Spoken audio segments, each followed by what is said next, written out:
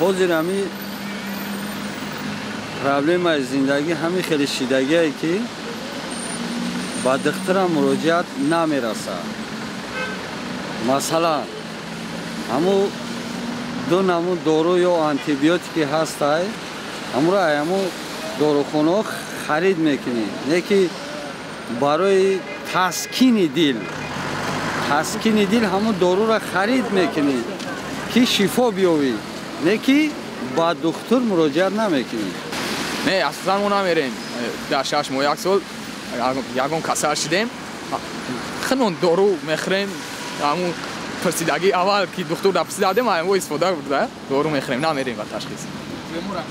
نه خیلی اگر بیماری سخت میریم خیلی برای که یگان اپراسیون در کوشش میریم ترده خیلی کسلی مثلا سرمون درد کنه شکممون درد کنه تردد ما خودمون دارو میخریم. من میبخشید دکتر جون همه وقت به دکترم مراجعت میکنم نه که اگر بو همه وقت هم خیلی هر روزه مثلا دالینی بلند میشه و یک جون درد میکنه همه وقت در نزد دکتر. یعنی حسابی اونقدر سلامتیتون خوب نیست؟ بسیار رفت اوی دکترم بسیاره.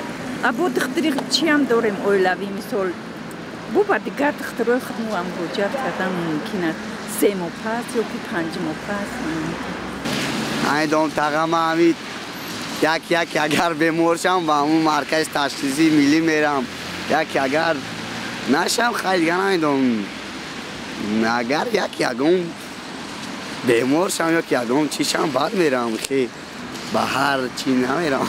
شما در کدام مورد به دکتر مراجعت؟